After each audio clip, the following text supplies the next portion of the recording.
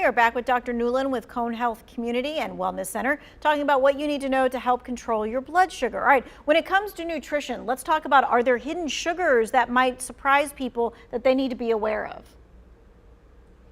Many people go for cereals because they're healthy, and they unfortunately might not be aware of the amount of sugars in those cereals. And so it is important to ensure that when you're eating cereals, they don't have additional sugars in them. Or one is eating oatmeal. The good fashioned oatmeal is good, but then when you have those instant oatmeal packets that have been sweetened, one might think one is eating oatmeal with the fiber and it's nutritional, but then there are additional sugars that might contribute to elevating blood sugars. And then there's some fruits that have higher glycemic index, like watermelon. Watermelon does have a lot of sugar in it. And so if one is eating or consuming large amounts, that can also cause elevated blood sugar. Okay, how about like some beverages that maybe we're not thinking about? And we recommend that water be taken. That's the primary drink.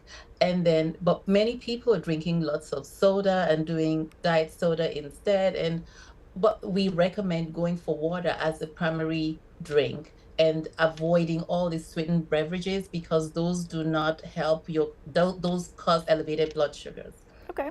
All right, so changes in routine, traveling like we're all going to be doing next week, it can really throw off someone's regular diabetes management. So let's talk about the steps that we can take to help keep our blood sugars in check when we're traveling, when we have that change up of routine. So the key to this is planning and preparing ahead of time. So you want to know how long you're going to be away for. You want to ensure that you've gotten adequate refills from your primary care physician and enough to last you for while you're going to be away.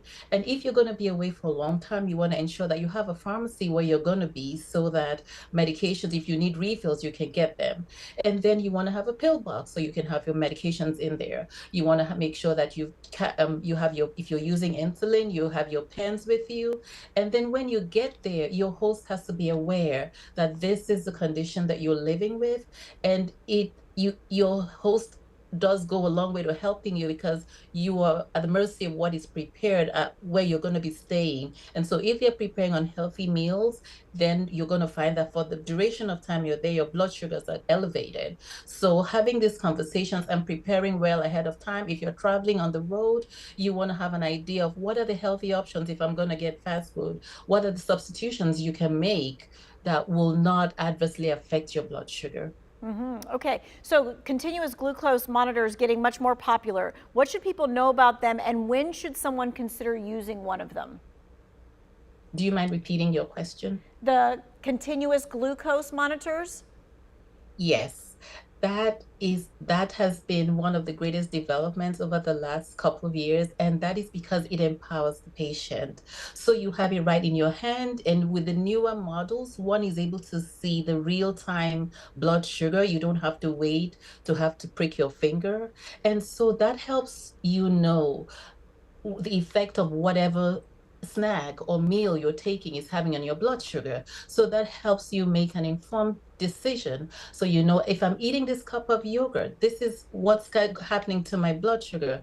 And then there are other things like you're going to work out. Right after working out, there's metabolism of the glucose, and it speeds up. And so the glucometer is able to tell you, or your blood sugar is on its way down, and you know to take a snack rather than waiting until then having low blood sugar. The continuous glucose monitor also has alarms. And so if the blood sugar drops in what we refer to as hypoglycemia, it does sound an alarm, and it does wake patients up from their sleep.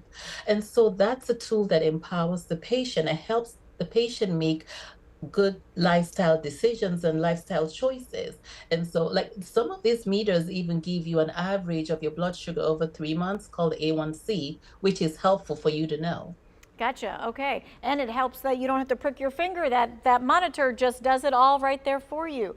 Yes. Thank you so much for your time and your expertise. If you missed any of this, this is going to be in the 2-year well-being section of our website of WFNYnews2.com.